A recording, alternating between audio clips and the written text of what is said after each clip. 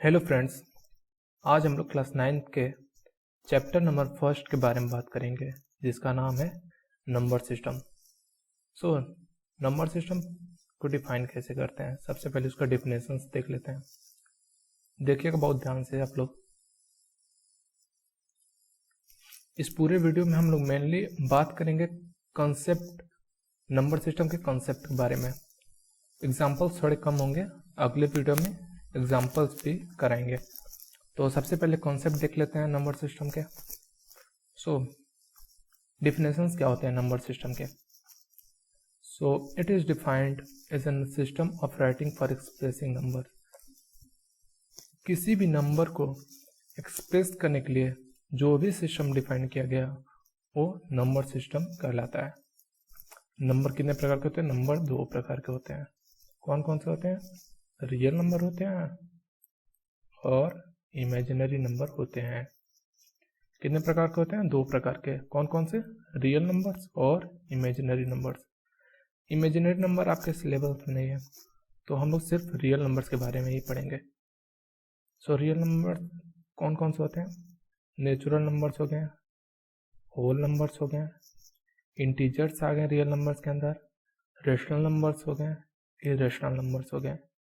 इन्हीं 4-5 चीज़ों के बारे में हम लोग पूरे चैप्टर में देखेंगे। सभी को पता होगा नेचुरल नंबर्स क्या होते हैं, बताने की जरूरत है क्या? ठीक है, फिर भी बता देते हैं। Natural numbers, a number which is started from 1 and go till infinity is called natural numbers. जो भी नंबर 1 से स्टार्ट होता है और इन्फिनिटी तक जाता है वो सारे नंबर्स क्या होते हैं? नेचुरल नंबर्स होते हैं। और फिर होल नंबर्स किसको कहते हैं? नेचुरल नंबर्स पता ही है, जीरो लगा देंगे होल नंबर्स हो जाएंगे। तो जो भी नंबर जीरो से स्टार्ट होंगे और इन्फिनिटी तक जाएंगे वो क्या होंगे? होल नंबर्स होंगे। अब इंटीजर देख लेते हैं।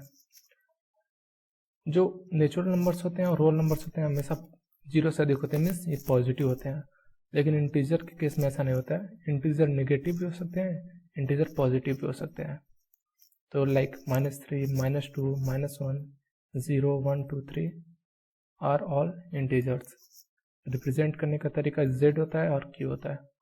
होल नंबर्स को रिप्रेजेंट करने का तरीका w और नेचुरल नंबर्स को रिप्रेजेंट करने का तरीका n होता है। ध्यान में रखिएगा इस चीज़ों के बारे में। अब देखते हैं रेशनल नंबर्स किसको कहते हैं और इरेशनल नंबर्स किसको कहते हैं। सो किसी भी नंबर को p बाई q के फॉर्म में अगर हम लोग रिप्रेजेंट कर पाए जहाँ डिनोमिनेटर मीन्स q जीरो ना हो, उस नंबर्स को क्या बोलते हैं? रेशनल नंबर्स बोलते हैं। और इरेशनल नंबर्स किसको बोलते हैं? एक तरीका तो यह है कि जिसको p बाई q के फॉर्म में रिप्रेजेंट नहीं कर सकते हैं और q जीरो ना हो उसको इरेशनल नंबर्स बोलते हैं। और जिसका decimal representation neither terminating non recurring, मतलब अगर उस नंबर को रिप्रेजेंट मीन्स डेसिमल में रिप्रेजेंट करने पे उसका जो रिप्रेजेंटेशन हो न तो टर्मिनेट हो पूरा पूरा और न रिपीट हो। समझ में आ रहा है ना? बाद में इसको आगे देखेंगे अच्छे से। अब जितना भी कॉन्सेप्ट पढ़े हुए हैं इन सारे कॉन्सेप्ट को एक में मिला के देखें तो क्या बनता है? जो नेचुरल नंबर होता है सबसे छोटा नंबर, ये छोटा नंबर नहीं बोल सकते हैं, मीन्स सबसे छोटा सेट नेचुरल नंबर होता है। उससे बड़ा होल नंबर होता है, क्योंकि नेचुरल नंबर में क्या होता है? 1 से स्टार्ट होते हैं इन्फिनिटी तक जाते हैं। होल नंबर में क्या होता है? 0 से स्टार्ट करते हैं इन्फिनिटी तक जाते हैं। इसका मतलब होल नंबर के अंदर नेचुरल नंबर आ जाते हैं। उसी तरह इंटीजर सबसे बड़े होंगे। होल नंबर में क्या रिस्ट्रिक्शंस है? हमेशा 0 से अधिक होंगे, मीन्स हमेशा पॉजिटिव होंगे। लेकिन इंटीजर के केस में ऐसा कुछ नहीं होता है। इंटीजर के केस में ये नेगेटिव से स्टार्ट होते हैं और पॉजिटिव तक जाते हैं, मीन्स ये माइनस इन्फिनिटी से लेके प्लस इन्फिनिटी तक जाते हैं। और रियल नंबर किसको बोलते हैं? सारे नंबर्स को, जितने भी नंबर्स हैं सारे नंबर्स को रियल नंबर बोलेंगे। वो चाहे नेचुरल हो, चाहे होल हो या इंटीजर हो, सब नंबर्स रियल नंबर के अंदर आ जाते हैं। बोर तो नहीं हो रहा है ना आप लोग? ठीक है, आगे देखते हैं रेशनल नंबर किसको बोलते हैं। सो डेफिनेशंस देख लेते हैं सबसे पहले रेशनल नंबर के। A number which can be written in the form of p by q. A number which can be written in the form of p by q. In the form of p by q, where q is not equal to 0. जिसको p by q के form में represent कर पाए और q 0 नहीं होना चाहिए. q 0 नहीं होना चाहिए. ठीक है. एग्जाम्पल देख लेते हैं. जैसे 1/2 इसको p by q के फॉर्म में लिख दिया, मतलब इसके न्यूमरेटर भी हैं और डिनोमिनेटर भी हैं. 5/6 न्यूमरेटर भी है, डिनोमिनेटर भी है. डिनोमिनेटर 0 तो नहीं है ना? नहीं है. 4. अब आप लोग बोलेंगे कि यहाँ तो डिनोमिनेटर है ही नहीं, लेकिन 4/1 तो लिख सकते हैं ना. यहाँ डिनोमिनेटर है, 1 क्या है? Denominator. So p by q के फॉर्म में तो लिख दिया इसको, तो ये भी क्या हो गया? रेशनल नंबर हो गया. अब 0 देख लेते हैं. 0 क्या है? रेशनल है या इरेशनल? ये भी रेशनल है, क्योंकि हम लिख सकते हैं 0/1. इस डिनोमिनेटर में 1 तो पुट कर सकते हैं ना. सो ये भी रेशनल नंबर होंगे. अब देखेंगे रेशनल नंबर को नंबर लाइन पे कैसे रिप्रेजेंट करते हैं. सो एग्जाम्पल से देखेंगे. 1/2 क्या है? सबसे पहले देखेंगे कि क्या 1/2 क्या है, प्रॉपर है या इम्प्रॉपर फ्रैक्शन है. 1/2. अब आप लोग पूछेंगे प्रॉपर फ्रैक्शंस और इम्प्रॉपर फ्रैक्शंस क्या होते हैं, तो बता देते हैं. प्रॉपर फ्रैक्शंस किसको बोलते हैं? प्रॉपर फ्रैक्शंस उस फ्रैक्शंस को बोलते हैं जिनके न्यूमरेटर डिनोमिनेटर से कम हो. यहाँ पे 1/2 क्या है? 1/2 प्रॉपर फ्रैक्शंस है. क्यों?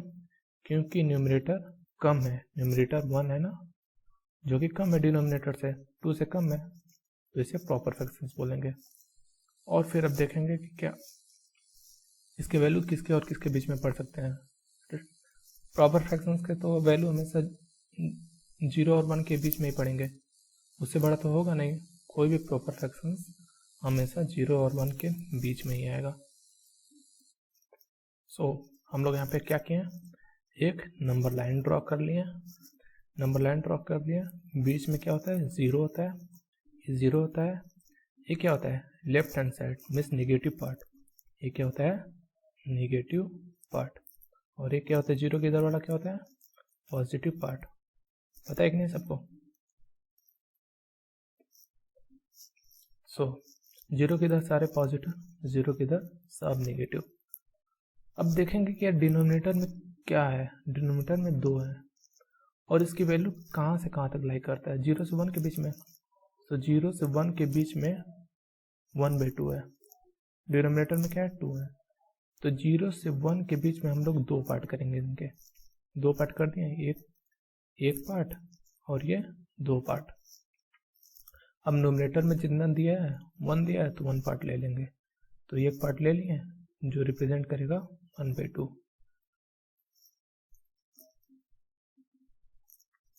I hope you will all get understand what I want to say.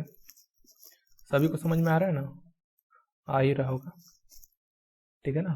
तो आगे देखते हैं. अब क्या है? 4/3 है. क्या है? 4/3. 4/3 क्या है? प्रॉपर है या इम्प्रॉपर? 4/3 क्या है? 4/3 तो इम्प्रॉपर फ्रैक्शंस हैं. सो इम्प्रॉपर फ्रैक्शंस को हम पहले कन्वर्ट करेंगे किसमें? मिक्स्ड फ्रैक्शंस में. किसमें कन्वर्ट कर दिए? मिक्स्ड फ्रैक्शंस में. मिक्स्ड फ्रैक्शन में सबको कन्वर्ट करने आता है ना इम्प्रॉपर फ्रैक्शंस को. देख लेते हैं कैसे कन्वर्ट करते हैं एक बार. 3 न्यूमरेटर है, सॉरी 3 डिनोमिनेटर है, 4 न्यूमरेटर है. सो 3 बन जा 3 सबको पता है. माइनस करेंगे क्या आएगा? 1. सो कोसेंट को कहाँ रखते हैं? कोसेंट को यहाँ पे लिखते हैं, रिमाइंडर को यहाँ पे लिखते हैं और डिनोमिनेटर को यहाँ पे लिखते हैं. ये हो गया आपका मिक्स्ड फ्रैक्शंस में कन्वर्जन. ये क्या हो गया? इसको क्या बोलते हैं? इसको बोलते हैं कोएफिशिएंट. इसको बोलते हैं रिमाइंडर. इसको बोलते हैं रिमाइंडर. इसको बोलते हैं डिवीजर और ये जो बीच वाला पार्ट है इसको क्या बोलते हैं? डिवाइडेंड। क्या बोलते हैं? डिवाइडेंड।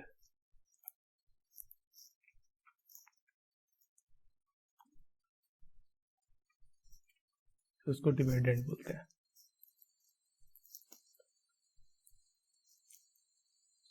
इसका देख लेते हैं, मिक्स फ्रैक्शन में कन्वर्ट कर दें इसको। इसमें इसका मिक्स फ्रैक्शन क्या है? 1 होल 1/3। अब 1 होल 1/3 क्या है?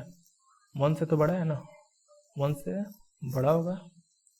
1 होल 1/3 1 से बड़ा होगा, और 2 से तो छोटा ही होगा, क्योंकि 1/3 है तो हमेशा 2 से छोटा ही होगा।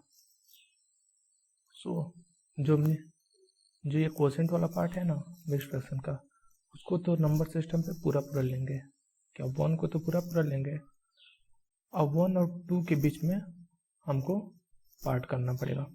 1 और 2 के बीच में क्या करना पड़ेगा? पार्ट करना पड़ेगा। कितने पार्ट करने पड़ेंगे? 3 पार्ट करने पड़ेंगे, क्योंकि डिनोमिनेटर में कितने पार्ट हैं? 3। तो इनके 3 पार्ट कर लिए, 1 पार्ट, 2 पार्ट और ये 3 पार्ट। न्यूमरेटर क्या है? 1, तो 1 पार्ट ले लें इसका, तो कितना आ गया? 1/3। 1/3 इसका ले लिए, तो 1 पूरा और ये 1/3 कितना हो गया? 1 होल 1/3। 4/3 हो गया कि नहीं? हो गया यार। तो अब एक एल्गोरिथम देख लेते हैं कैसे हम लोग रिप्रेजेंट कर रहे हैं रेशनल नंबर को नंबर लाइन पे। मीन्स एल्गोरिथम मतलब क्या होता है, क्या क्या स्टेप हम लोग फॉलो कर रहे हैं नंबर लाइन पे रिप्रेजेंट करने के लिए रेशनल नंबर को। तो सबसे पहले हम लोग क्या चेक कर रहे हैं? चेक कर रहे हैं कि जो नंबर दिया हुआ है वो रेशनल नंबर से है। जो नंबर रेशनल नंबर दिया हुआ है वो प्रॉपर फ्रैक्शन से या इम्प्रॉपर फ्रैक्शन से। तो अगर वो प्रॉपर फ्रैक्शन में रह रहा है तो क्या डिनोमिनेटर के जितने पार्ट करके न्यूमरेटर वाला पार्ट ले ले रहा है और रिप्रेजेंट करते रहे नंबर लाइन पे। लेकिन अगर वो रेशनल नंबर इम्प्रॉपर फ्रैक्शन में है तो क्या कर रहे हैं? पहले उसको मिक्स्ड फ्रैक्शन में बदल रहे हैं, और उसके बाद नंबर लाइन पे जैसे प्रॉपर फ्रैक्शन को ड्रॉ कर रहे हैं उसी तरह इम्प्रॉपर फ्रैक्शन को ड्रॉ कर दे रहे हैं। लाइक एग्जांपल देख लीजिए, 14/3 है तो इनके मिक्स फ्रैक्शन क्या होंगे? 4 और 2/3। मीन्स ये वाला जो पार्ट है 4, ये वाला पार्ट जो 4 है इसको तो पूरा लेंगे नंबर लाइन पे, और उसके बाद 4 और 5 के बीच में सब पार्ट करेंगे। कितने पार्ट करेंगे? सब पार्ट। 3 डिनोमिनेटर है, 3 डिनोमिनेटर है, तो 4 और 5 के बीच में 3 पार्ट करेंगे। 1 पार्ट, 2 पार्ट और 3 पार्ट, और उसमें से कितना पार्ट लेना है? 2 पार्ट लेना है। 2 पार्ट ले लेंगे, तो 1 पार्ट, 2 पार्ट, ये हो गया 4 और 2/3। 4 तो पूरा ले लिए, ये 2/3, तो 4 और 2/3। अब देखेंगे क्या, there are many rational numbers are in between 2 rational number. किसी भी 2 रेशनल नंबर के बीच में बहुत सारे रेशनल नंबर होते हैं। अब मेथड देखेंगे कैसे किसी भी रेशनल नंबर के बीच में 2 रेशनल नंबर के बीच में हम रेशनल नंबर निकालते हैं। Finding rational number between 2 rational number. तो 2 अलग अलग कॉन्सेप्ट है इसके। पहला क्या है, अगर ये पूछा जाए आपसे कि when you have to find exactly 1 rational number between 2 rational number, अगर 2 रेशनल नंबर के बीच में एग्जैक्टली 1 रेशनल नंबर मीन्स बस एक ही रेशनल नंबर पूछा जाए, तो उसके लिए क्या करेंगे हम लोग? मान लीजिए R and S are 2 rational number है जो दिया हुआ है आप लोग को, and you have to find exactly 1 between them. Then we use formula R + S/2।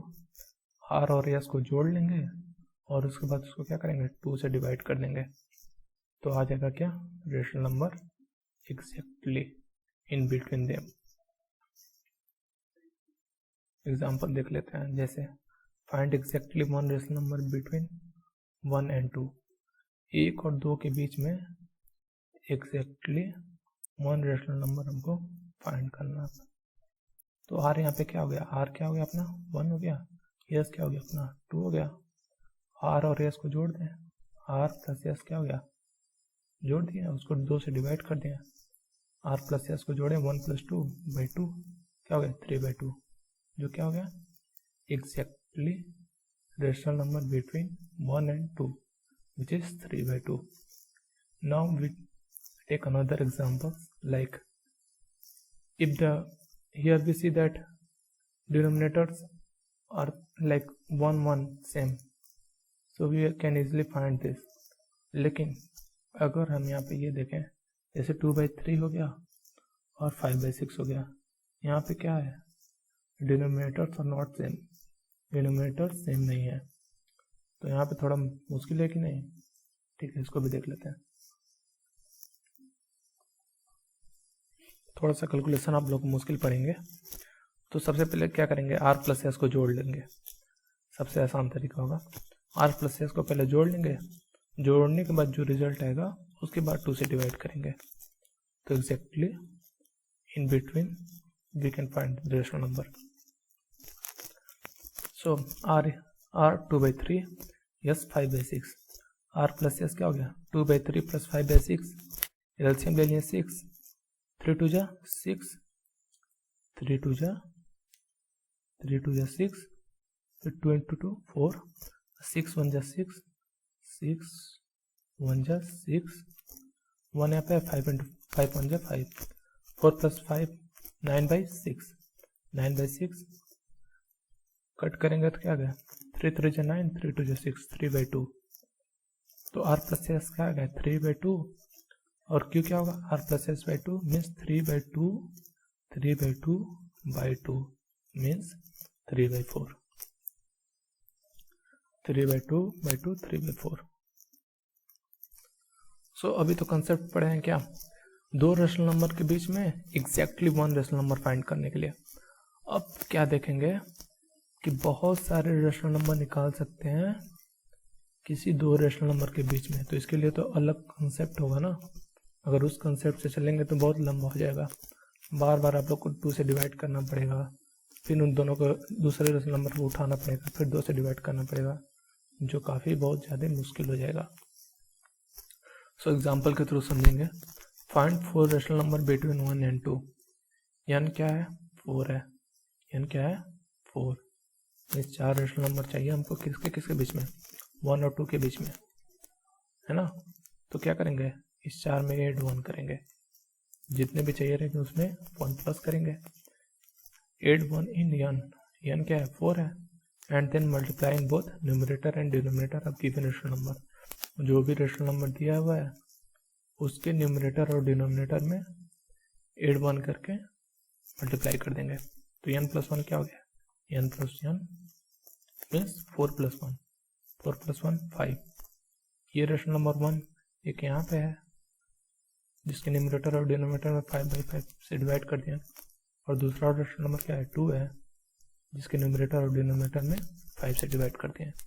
इसको डिवाइड करने पे क्या आएगा 5/5, इसको डिवाइड करने पे क्या आएगा 10/5। देख रहा डिनोमिनेटर तो सेम हो गया, डिनोमिनेटर यहाँ भी 5 और यहाँ भी 5, न्यूमरेटर और न्यूमरेटर इनके न्यूमरेटर को और इनके न्यूमरेटर को देख लेंगे तो क्या है 5 है 10 है, तो इसके बीच में क्या आएगा 6/5 आ जाएगा, 7/5 आ जाएगा, 8/5 आ जाएगा, 9/5 आ जाएगा। ये 4 रेशनल नंबर हमको मिल गए। इन दो रेशनल नंबर के बीच में 1 और 2 रेशनल नंबर के बीच में कितने rational number 4 rational number find करने थे, 4 हम लोग को फाइंड हो गया। अब थोड़ा एक अलग केस देखते हैं। Find 3 rational number between 1/3 and 1/2। 1/3 और 1/2 के बीच में 3 रेशनल नंबर हमको फाइंड करने हैं। यहाँ पे देख रहे हैं डिनोमिनेटर क्या है, यहाँ पे डिनोमिनेटर 3 है, यहाँ पे डिनोमिनेटर क्या है डिनोमिनेटर 2 है। मुश्किल होगा थोड़ा सा फाइंड करना, लेकिन देखते हैं इनको। सबसे पहले क्या करेंगे एलसीएम ले लेंगे किसके डिनोमिनेटर्स के, दोनों रेशनल नंबर के जो डिनोमिनेटर है उनके क्या लेंगे एलसीएम लेंगे। तो take LCM of denominator, LCM क्या होगा 3 2 का 6, देख लीजिएगा थोड़ा एलसीएम निकाले हैं। 3 2 का एलसीएम क्या होगा 6, एलसीएम निकालना तो आता ही होगा ना, I hope you will know this.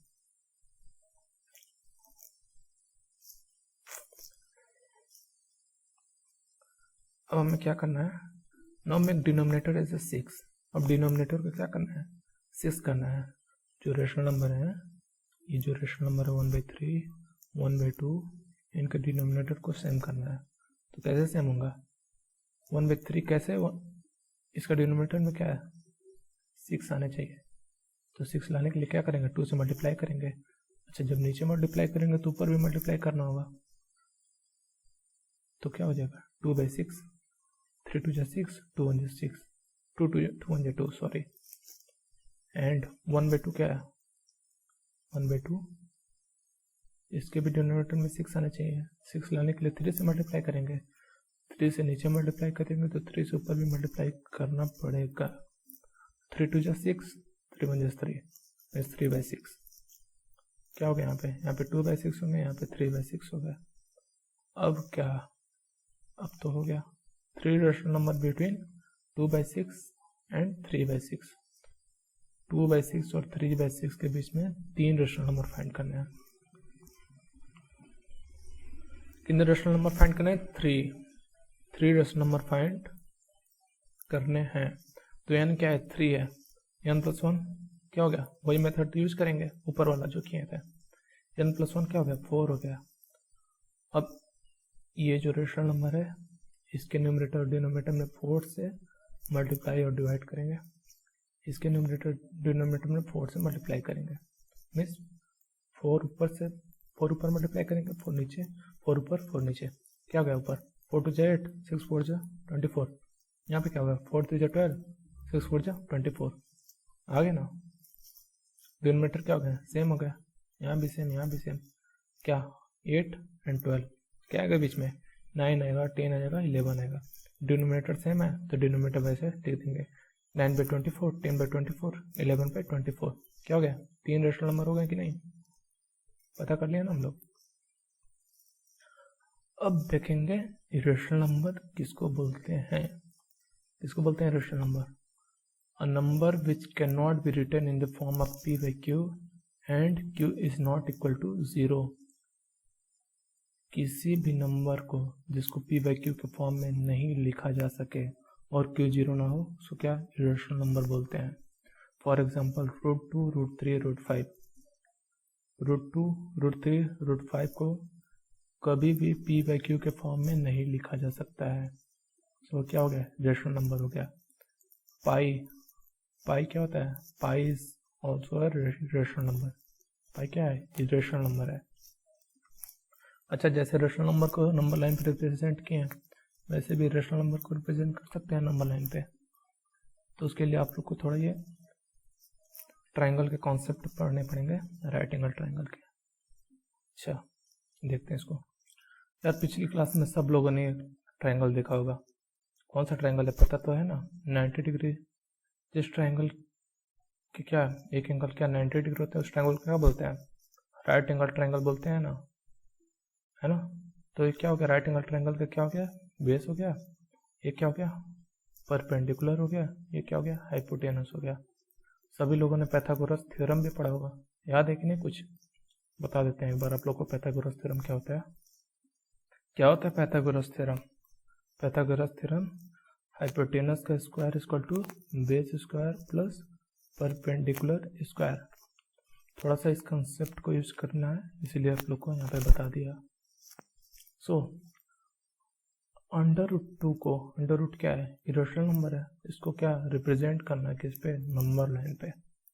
सो √2 को क्या लिख सकते हैं, 1 का स्क्वायर प्लस 1 का स्क्वायर √2 पे लिख सकते हैं कि नहीं। 1 का स्क्वायर क्या हो गया 1 हो गया, प्लस 1 क्या हो गया √2। इसको बेस मान लेते हैं, क्या मान लेते हैं इसको, 1 को, एक 1 को बेस मान लेते हैं, एक 1 को एल्टीट्यूड मान लेते हैं, मीन्स परपेंडिकुलर मान लेते हैं।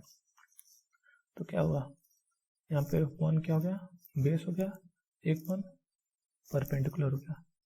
हाइपोटेनस निकालेंगे तो क्या आएगा √2 आ जाएगा ना। अब √2 को हम लोग लोकेट करना है किस पे, नंबर लाइन पे। कैसे करेंगे देखते हैं। सो अब एक क्या करते हैं, एक नंबर लाइन ड्रॉ कर लेते हैं। ड्रॉ कर लिया ना नंबर लाइन। नंबर लाइन पे क्या हो, ये 0, ये 1, ये 2। हमको बेस में कितना डिस्टेंस लेना है, 1 डिस्टेंस लेना है। तो बेस पे कितना डिस्टेंस, 1 डिस्टेंस ले लिए। फिर परपेंडिकुलर में भी कितना डिस्टेंस लेना है, परपेंडिकुलर में भी 1 डिस्टेंस लेना है, तो परपेंडिकुलर में से ऊपर इस पे भी 1 डिस्टेंस ले लिए, है ना। 1 1 ये कितना आएगा 1 और 1। इसके बाद क्या है, इसको हाइपोटेनस को 0 से मिला देंगे इस पे, है ना। ये क्या हो गया, ये हो गया अपना रूट, ये √2 हो गया, ये √2। अब जो भी मिला है ना, इसको क्या, इसको एक रेडियस मान के एक आर्क लगा देंगे, आर्क लगा के नंबर लाइन पे लेके टच कर देंगे। तो ये जो नंबर लाइन पे जहाँ भी कट करेगा नंबर लाइन पे, तो क्या √2 का रिप्रेजेंटेशन हो जाएगा, है ना। समझ में आ रहा आप लोग को, आई होप।